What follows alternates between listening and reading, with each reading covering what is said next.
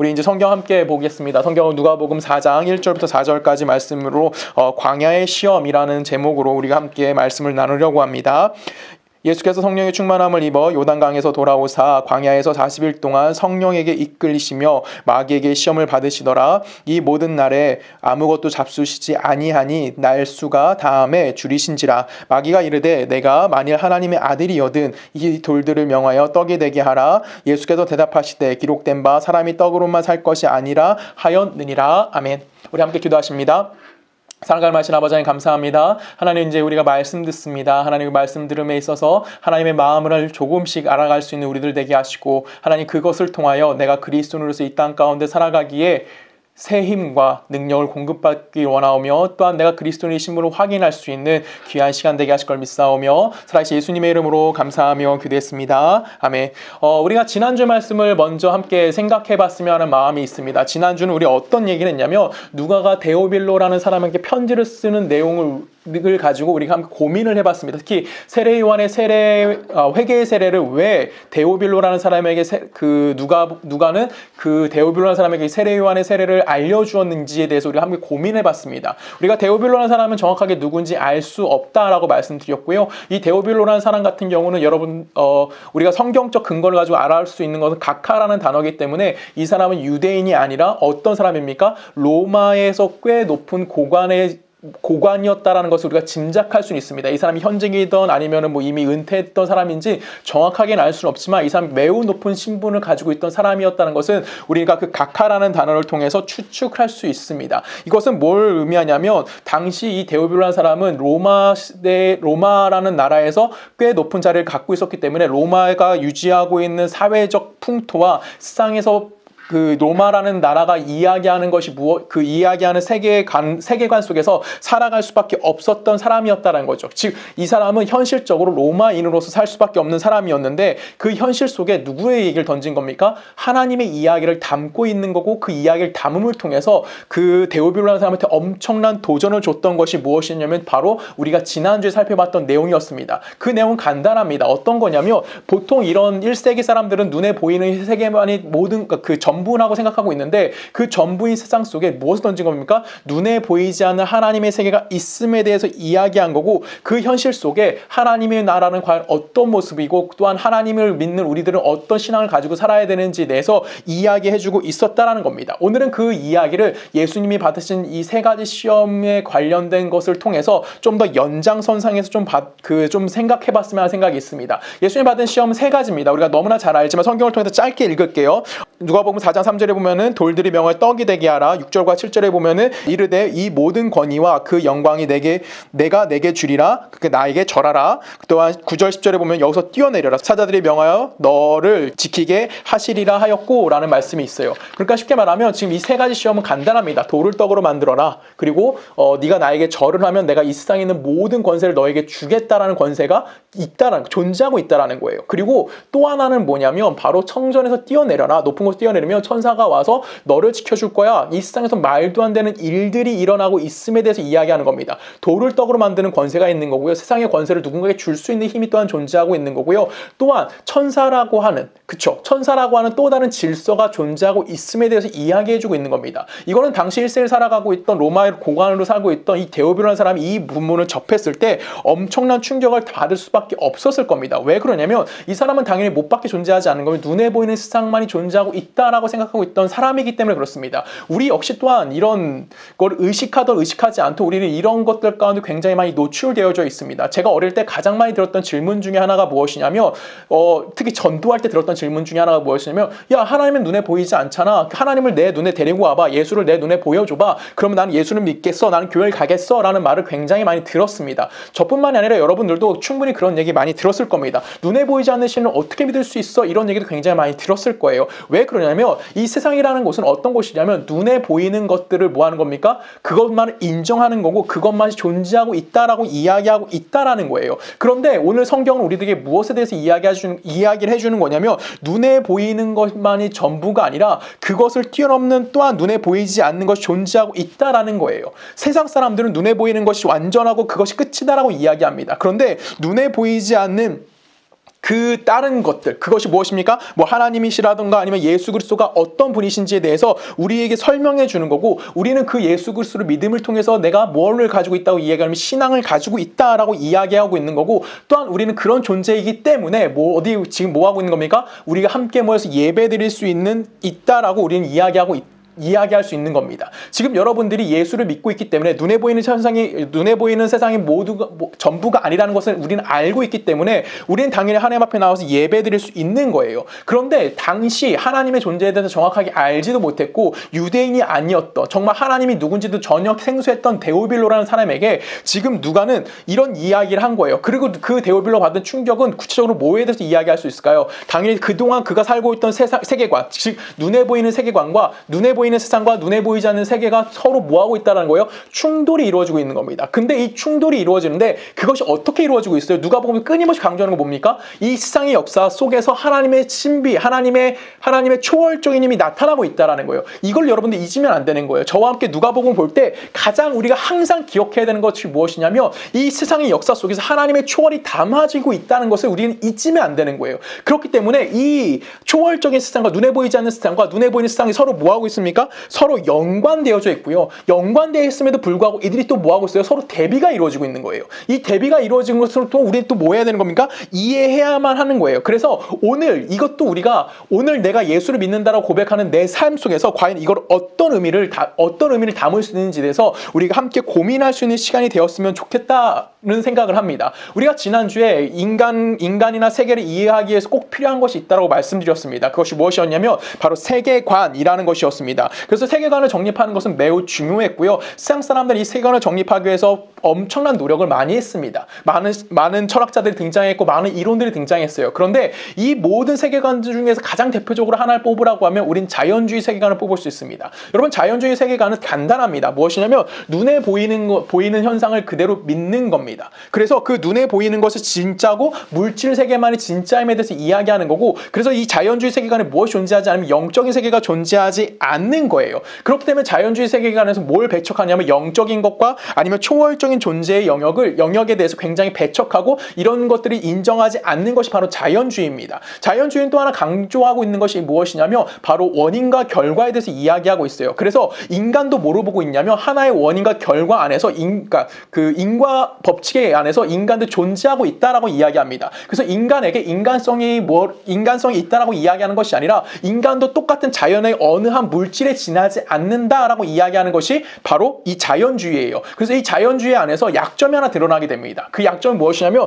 바로 인간의 인간성, 인간의 인간됨에 대해서 굉장히 약화되어 있는 모습이 나타나게 돼요. 이거는 제가 기독교 목사이기 때문에 이거는 기독교를 방어하기 위해서 이야기하는 것이 아니라 자연주의 학자들이 뭐 하는 겁니까? 이야기했다라는 거예요. 왜 그럴까요? 이 안에는 무엇을 담고 있는 거냐면 분명히 원인과 결과물이 당연하게 이루어질 수밖에 없다는 것을 담고 있기 때문에 인간이 어떤 결과를 이뤄낼 수 없다는 것을 우리에게 이야기해주고 있는 겁니다. 우리는 내가 자연주의를 거부할 수 있다고 생각할 수도 있습니다. 그런데 여러분 잘 생각해 보십시오. 제가 죽지 않으려면 뭘 해야 됩니까? 먹어야 되는 겁니다. 제가 공부를 잘하려면 뭐 해야 됩니까? 공부를 열심히 해야 되는 거고요. 제가 돈을 많이 벌려면 일을 열심히 해야 되는 겁니다. 이것이 바로 인과 법칙이라는 거예요. 모든 인간은 이 인과 법칙에 자유할 수 없기 때문에 이 인과 법칙을 떠나서 할 수 없다라는 겁니다. 그래서 자연주의는 끊임없이 뭐에 대해서 이야기하냐면 인간은 뭐 할 수 없다라는 거예요. 자기의 삶을 결정하거나 자기의 삶에 대해서 뭔가 책임질 수 있는 능력이 그 안에 존재하지 않는다라는 거예요. 쉽게 말하면 인간 안에는 무엇이 없다는 거예요. 뭔가를 창출해낼 수 있는 의미가, 그러니까 인간이 뭔가 창출해낼 수 있는 의미가 존재하지 않는다라고 이야기하는 것이 바로 자연주의다라고 이야기하는 거예요. 인간 역시 뭐에 묶여있기 때문에, 인간 법칙이 묶여있기 때문에 인간 스스로가 뭔가 창출해낼 수 있는 힘이 없다라는 겁니다. 그래서 이 자연주의는 결론적으로 어디를 도달할 수밖에 없냐면 항상 그의 끝은 허무주의로 귀결될 수밖에 없는 모습을 우리들에게 이야기해줘요. 자유주의는 허무주의로 가는 것에 대해서 반발해서 나타나는 것이 무엇이냐면 바로 실존주의라는 겁니다. 실존주의 같은 경우는 간단합니다. 뭐냐면 우리가 살고 있는 현실 그대로 인정하는 건 맞습니다. 근데 그 안에서 뭐에 대해서 얘기하냐면 실존적인 인간됨에 대해서 이야기하는 것이 바로 뭐냐면 이 실존주의라는 거예요. 역시 우리가 뭐 할 수밖에 없냐면 인과 법칙에 의해서 당연히 원인과 결과에 의해서 묶여있는 존재이긴 합니다. 근데 단순하게 여기에 묶여있는 있는 것이 아니라 인간됨이, 그러니까 인격성이 그 안에 존재하고 있다라고 이야기해요. 그래서 이 실존주의의 가장 대표적인 사람이 누구냐면 장폴 사르트르라는 사람인데, 이 사람이 뭐라고 얘기했냐면 실존이 본질을 선행한다라고 이야기했어요. 그러니까 본질보다 뭐가 더 중요하다고 얘기하는 거냐면 실존이 더 중요하다고 이야기했습니다. 그것을 통해서 인간됨과 인격성에 대해서 끊임없이 강조하는 것이 보면 바로 실존주의라는 거예요. 인간의 인간됨에서 끊임없이 고민한 거고, 그거에 대해 답을 찾으려 노력했던 것이 뭐냐면 바로 이 실존주의입니다. 그런데 이 실존주의에도 역시 무엇이 존재하냐면 함정이 하나 있었어요. 그것이 뭐냐면 인간 스스로가 자기를 판단하기 위해서는 인간 스스로가 무언가 말하는 것이 아니라 누군가가 타자가에 의해서 뭐 하는 겁니까? 자기가 평가가 이루어져야지만 그 사람의 실존이 무엇인지를 이해할 수 있다라고 이야기했습니다. 왜 그러냐면 쉽게 얘기하면 이거예요. 제가 길거리 가다가 막 웃었어요. 하하하하 막 웃었습니다. 이렇게 웃고 있을 때 누군가가 저에 대해 평가를 내려주지 않으면 저라는 사람에 대해서 정의를 내릴 수 없다라는 거예요. 저희 집사람이 우리 남편은 좀 실없는 사람인 것 같아. 길거리에서 막 시끄럽게 웃어. 좀 실이 없어요. 라고 이야기해야지만 조성이라는 사람은 뭐가 되는 겁니까? 실없는 사람이다라고 결정 지어진다라는 거예요. 이것이 실존주의가 갖고 있는 약점인 것입니다. 왜 그러냐면 누군가가 결정을 내려줘야지만 그 사람의 실존이 존재할 수 있게 되어지기 때문에 인간 안에 무엇이 존재하지 않는 거예요? 스스로 그것을 뛰어넘을 수 있는 능력이 그 안에 없다라는 것을 스스로가 이야기하는 것이 바로 실존주의다라는 겁니다. 그러면 성경은 과연 인간됨에 대해서 어떻게 설명하고 있는지에 대해서 우리가 함께 고민해봤으면 좋겠습니다. 기독교에서는 이렇게 얘기합니다. 요한복음 8장 32절에 보면 진리를 알지니 진리가 너희를 자유롭게 하리라라고 이야기해요. 진리가 뭡니까? 있어야지만 우리가 자유할 수 있다라고 이야기하는 겁니다. 인간의 실존이 먼저 있는 것이 아니라 뭐가 있다는 거예요? 본질이 먼저 있다는 거예요. 진리라는 본질이 있는 거예요. 예수라는 본질이 있기 때문에 그 본질 안에서만 우리가 뭐 할 수 있는 겁니까? 그것을 내가 자유할 수 있다라고 이야기하는 거기 때문에 기독교의 핵심은 뭐냐면 그 본질이 무엇이고 본질이 가지고 있는 권위가 무엇인지를 이야기하고 있는 거예요. 우리 말씀 하나 더 읽어볼까요? 요한복음 14장 6절에 보면 이렇게 얘기해요. 예수께서 이르시되 내가 곧 길이요 진리요 생명이니 나로 말미암지 않고는 아버지께로 올 자가 없느니라 라고 얘기합니다. 예수가 누구라고 얘기합니까? 예수가 길이고 또한 진리고 생명이다라고 이야기하는 거예요. 여기서 가장 중요한 것이 무엇이냐면 기독교 신앙이 가지고 있는 가장 중요한 힘이 무엇인지에 대해서 이야기하는 거예요. 그것이 무엇입니까? 우리 그냥 예수다라고 이야기할 수 있지만 예수가 본질이다라는 거예요. 왜 그러냐면 예수 안에 있는 자들에게 우리가 뭐 하는 겁니까? 그 예수 안에서 내가 진리를 누릴 수 있는 거고 그 안에서 내가 자유로울 수 있는 거고 그 안에서 내가 정당한 선택을 할 수 있기 때문에 예수라는 본질에 대해서 이야기하는 거예요. 우리가 말하는 믿음은 이런 진리와 권위와 생명 위에 뭐 하는 겁니까? 서 있다라고 이야기하는 겁니다. 이것을 여러분들이 잘 생각하셔야 되는 거예요. 인간의 인간됨을 찾아가기 위해서 우리는 끊임없이 많은 이론들이 존재합니다. 자연주의는 인과법칙에서 인간의 인간성을 무시했었어요. 그리고 그걸 반해서 실존주의는 뭐 했습니까? 인간의 인간됨을 찾기 위해서 노력을 했지만 결론적으로 누군가에서 정의가 되는 인간일 수밖에 없었다고요. 근데 기독교는 인간의 인간됨을 어디에 두고 있는 거냐면 인간 실존에 놔두는 것이 아니라 본질에 놔두고 있는 거예요. 하나님이라는 본질에, 예수라는 본질에 인간의 실존을 놔두는 거고 그 본질 안에서 인간의 실존에 대해서 이야기할 수 있다라고 이야기하는 것이 바로 이 성경이 말하는 세계관 중에 가장 중요한 것 중에 하나인 겁니다. 이걸 관련된 것이 바로 누가복음 1장에 나오는 마리아의 기도요. 마리아의 찬송에서 이와 관련된 이야기가 나와요. 우리 함께 좀 읽어볼까요? 누가복음 1장 46절부터 읽습니다.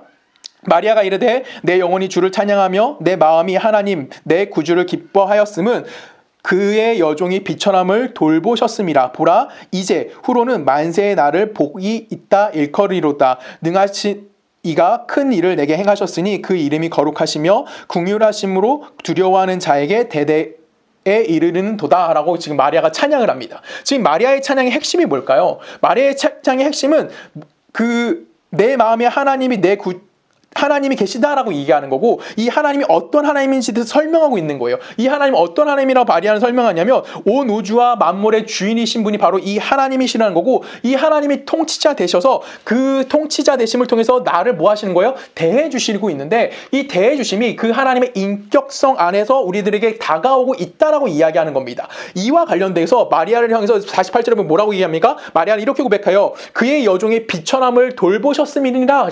자기 스스로 뭐라고 표현하면 비천하다라고 이야기합니다. 비천한 사람은 비천한 결과를 이룰 수밖에 없는 것이 세상이에요. 내가 아무리 노력한다고 해도 비천하면 비천함이라는 결과를 만들어내야 되는 거예요. 근데 그것을 하나님이 뭐 하셨다는 거예요? 역전시키십니다. 어떻게 역전시키십니까? 만세의 나를 복이 있다 일컬으리로다라고 이야기하는 거예요. 이제 나는 행복할 수 있다는 거예요. 비천함에 있던 내가 비천함이라는 결과를 만들어내는 것이 아니라 비천함 속에서 나는 뭘 만들어냈다는 거예요? 하나의 행복을 만들어낼 수 있다라는 거고, 그 자리를 이룰 수 있는 것은 이 세상의 통치자 되시는 하나님이 나의 하나님이 되어주셨기 때문에 내가 뭐 할 수 있다는 거예요? 그런 결과물을 만들어낼 수 있다라고 이야기하는 거고, 우린 이걸 다른 말로 뭐라고 이야기하는 거면 하나님의 은혜다라고 이야기하는 겁니다. 즉 우리가 받은 모든 은혜는 하나님의 기준이 되기 때문에 그 하나님이 이 세상에서 내가 만들어낼 수 있는 결과대로만 만들어내는 것이 아니라 무엇을 만들어내는 거예요? 하나님이 정하셨고 하나님이 원하시는 방향대로 내 삶의 결과를 만들어주시는 분이 바로 여호와 하나님이라는 거고, 그 통치자가 나를 뭘로 대하신 겁니까? 나를 하나님의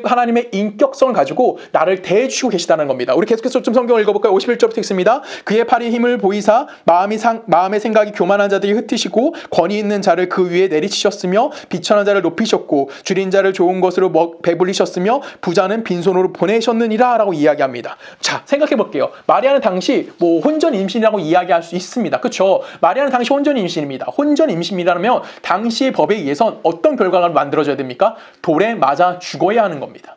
근데 마리아는 죽었습니까? 안 죽었습니까? 죽지 않아요.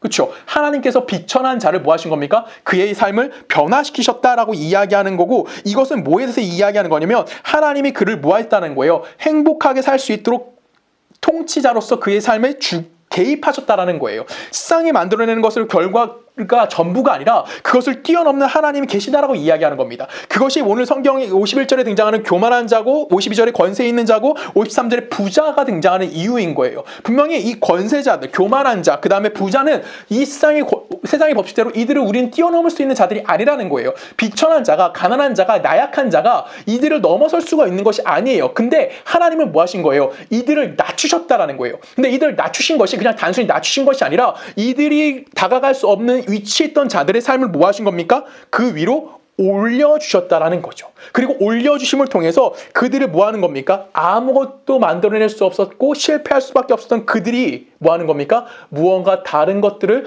만들어낼 수 있도록 그들에게 보상해 주시는 통치자로서의 하나님이 등장한다라는 겁니다. 이것이 마리아의 찬양이 갖고 있는 핵심인 거예요. 하나님의 하나님 되심에 대해서 설명하는 거고, 그 하나님의 하나님 되심이 나라는 존재성이라는 것을 증명해주는 하나의 발판이 되어줄 수 있음에 대해서 마리아는 우리들에게 이야기해주는 거고, 그 하나님을 찬양하고 있음에 대해서 오늘 우리는 살펴보아야 하는 겁니다. 근데 우리가 놓치지 말아야 되는 것이 하나 있습니다. 그것이 무엇이냐면, 맞아, 우리는 맨날 이런 얘기하면 여기서 멈춰요. 맞아, 이 세상의 통치자는 하나님이니까 우리가 하나님의 법과 하나님의 뜻대로만 살아가면 나는 내 삶은 완전해질 수 있을 거야 라고 생각한다라는 거죠. 저희 가게에 어떤 손님이 찾아오셨어요. 그리고 그분이 제가 목사라는 사실을 알았습니다. 그리고 그분이 저한테 고백을 하셨어요. 뭐라고 고백하셨냐면, 제가 요즘에 신앙생활을 하는데 열심히 너무 없습니다. 세상 사람들과 동일한 모습으로 살아가는 것 같아서 너무나 속상합니다 라고 이야기했어요. 그러면서 그분은 무엇을 놓치고 이분은 무엇을 놓치고 계신 걸까요? 간단합니다. 하나님이 누구신지에 대해서 놓치고 있는 거예요. 분명히 자기를 구원하신 하나님의 걸 인정을 합니다. 근데 그 하나님이 인정하는 것에 그 자리에서 뭐 하는 거예요? 자꾸만 내가 무언가 함을 통해서 나라는 걸 증명하는 자리로 찾아가려고 노력하기 때문에 자꾸만 자기 스스로에 대해서 실망할 수밖에 없는 거예요. 근데 우리는 놓치지 말아야 되는 건 뭐냐면, 이런 하나님이 계시다는 것을 우리는 당연히 놓치면 안 되는 거예요. 이 세상을 창조하시고 이 세상을 운영하시는 분이 하나님이라는 것을 놓치면 안 되는 거예요. 내 신앙이 떨어졌어요. 그 떨어진 그 현장에 하나님 계십니까? 안 계십니까? 당연히 그 하나님 계시는 거예요. 우리가 이걸 놓치면 안 된다는 겁니다. 하나님께서 이 세상에 일반 은총을 베푸셔 주신 거고요. 그 일반 은총 안에서 우리 또한 뭐 하고 있는 거예요? 살아가고 있는 걸 놓치면 안 되는 거예요. 내가 신앙생활 하는 현장에서만 하나님이 하나님 되시는 것이 아니라는 거죠. 내가 살아가는 모든 현장에서 하나님이 존재하고 있다는 거예요. 생각해 보십시오. 인간 법칙 누가 만든 겁니까? 인간이 만들었어요? 아니에요. 하나님이 만드신 일반 은총 안에서 나타나고 있는 이 세상의 질서예요. 이건 우리가 부인할 수 없어요. 내가 노력하지 않으면 가난하게 사는 거고요. 내가 아프면 죽는 거 좀 그러네요. 내가 아프면 병원 가야 되는 거고요. 이 모든 것들이 인과 법칙 안에서 이루어지고 있는 거예요. 원인이 있으면 결과가 따라올 수밖에 없다고요. 이건 우리가 부정하자는 것이 아니에요. 근데 그리스도인이 자꾸만 뭘 놓쳐요? 이런 인과 법칙, 이런 그 하나님 만드는 자연 세계에서 있는 이런 질서를 자꾸만 무시하려는 경우가 생기는 거죠. 그리고 뭘 하려고 그래요? 하나님의 이름으로 그거를 뛰어넘으려고 해요. 근데 그 법칙 누가 만들었습니까? 하나님이 만드신 법칙이에요. 근데 중요한 거는 그 하나님이 그 법칙 안에 갇혀 계신 분이 아니라 그 법칙을 뛰어넘는 분이라는 것이죠. 그리고 그 법칙을 벗어나서 우리에게 은혜를 주시는 것이 아니라 그 법칙 안에서 우리가 살아가게 하시고 그 법칙 안에서 하나님의 사랑이 무엇이고 생명이 무엇이고 영광이 무엇인지를 알게 하심을 통해서 우리 삶에 누굴 채우시는 겁니까? 하나님으로 채워져 가게 만들어 주시는 거예요. 그것이 우리가 누가복음을 통해서 살펴본 하나님의 초월을 담고 있는 이 세상의 모습인 거고, 이 세상에는 무엇이 담을 수밖에 없는 겁니까? 하나님의 초월이 담겨 있다라고 이야기하는 겁니다. 여러분, 하나님의 초월은 단독으로 존재하지 않습니다. 하나님의 초월은 이 세상과 반해서 존재하는 것이 아니에요. 하나님의 초월은 이 세상의 속에서 이루어지지만 이 세상의 모든 법칙을 뭐 할 수 있는 겁니까? 뛰어넘을 수 있는 것이 바로 하나님의 이 세상의 통치 방법이라는 것을 여러분들이 꼭 기억해 주셨으면 좋겠습니다. 이거는 간단하게 생각하면 좋습니다. 뭐냐면 부모와 자식 간의 관계에서 좀 생각하면 좋습니다. 자, 부모와 자녀와의 관계는 인과 법칙으로 설명이 될까요? 안 될까요? 부모가 자녀를 양육하기 위해서는 인과 법칙이 당연히 성립할 수는 있습니다. 근데 일반적으로 봤을 때 부모와 자녀의 관계는 인과 법칙을 넘게 나타난다는 거죠. 자, 대표적인 예가 있어요. 그렇죠. 저희 부모님, 저희 어머니가, 저희 어머니가 저에게 부탁하셨어요. 나 좀 그만 써먹어, 설교할 때. 근데 어떡하겠어요. 제가 그렇게 자라왔으니까 저희 어머니를 쓸 수밖에 없습니다. 오늘 또 써먹겠습니다. 주구장창 써먹을 거고, 여러분들이 이미 익히 들은 얘기예요. 제가 이빨 닦지 않았고 엄마한테 거짓말했습니다. 그리고 저는 집에서 쫓겨났습니다. 이건 인과 법칙입니다. 그렇죠? 이건 인과 법칙이에요. 인과 법칙이 무시되지 않습니다. 부모와 자녀 관계에서도 역시 인과 법칙은 성립하는 거예요. 근데 저는 지난주 월요일 날 수원에 가서 어머니의 아버지에게 저녁을 얻어먹고 왔습니다. 쫓겨나지 않았어요. 그때는 훈육을 위해서 쫓아내시는 인과 법칙을 적용하셨지만 저는 지금도 집에 가면 막내이기 때문에 아무것도 안 합니다. 제가 저희 집에서는 그렇죠. 저희 집사람과 많은 걸 나누면서 같이 합니다. 청소도 같이 하고 이런 여러 가지를 같이 나눠서 합니다. 근데 저는 수원 집에 가면 정말 대자로 누워서 아무것도 하지 않습니다. 왜요? 부모님 집이기 때문에요. 제가 아직 덜 큰 거일 수도 있어요. 근데 중요한 건 뭐냐면 그런 관계가 뭐라는 거예요? 부모와 자식의 관계라는 거고, 이것을 보다 더 큰 모습으로 하나님이 우리는 뭐 하는 겁니까? 구원해 주셨다라는 거예요. 이것에 대해서 에베소서가 우리에게 주어진 하나님과 우리의 관계를 어떻게 설명하는지 좀 에베소 말씀부터 좀 살펴보기 원합니다. 에베소 1장 3절부터 좀 읽을게요. 에베소 1장 3절에 보면은 이렇게 표현합니다. 찬송하리로다 하나님 곧 우리 주 예수 그리스도의 아버지께서 그의 그리스도 안에서 하늘에 속한 모든 신령한 복을 우리에게 주시되 곧 창세전 그리스도 안에서 우리를 택하사 우리로 사랑 안에서 그 앞에 거룩하고 흠이 없게 하시려고 그 기뻐하신 뜻대로 우리를 예정하사 예수 그리스도로 말미암아 자기의 아들들이 되게 하셨느니라. 이는 그가 사랑하는 자 안에서 우리에게 거저주신 바 그의 은혜의 영광을 찬송하게 하려는 것이라 라고 이야기합니다. 지금 구원에 대해서 설명하고 있는데 이 구원에 대해서 설명할 때 어떤 게 가장 중요하다고 얘기합니까? 우리 열심이 중요하다고 얘기합니까? 아니에요. 그렇죠? 4절을 보면 뭐라고 되십니까? 곧 창세 전 우리를 택하셨다라는 거예요. 그리고 그 택하신 뭘 위해서 택하신 거냐면 5절에 보면은 그 기뻐하신 뜻대로 우리를 예정하사라는 표현이 나와요.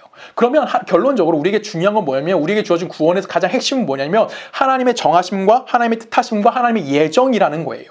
우리가 구원받을 수 있는 것은 내가 무엇을 했고 내가 어떤 역할을 했기 때문에 하나님이 우리에게 구원의 은혜를 베풀어 주신 것이 아니라 하나님이 우리에게 뭘 하셨다는 거예요? 당신의 뜻과 당신의 의지를 가지고 우리에게 결과를 주셨는 분이 바로 하나님이라는 거고, 그 결과를 주시기 위해서 우리에게 뭘 주시는 분이에요? 우리의 삶을 풍성하게 만들어 주시는 분이 바로 누구라는 겁니까? 바로 그 여호와 하나님이라는 것을 우리에게 이야기해 주시는 거예요. 하나님이 정하셨어요. 하나님이 목적하셨기 때문에 그것을 이루시는 거예요. 이것이 왜 중요할까요?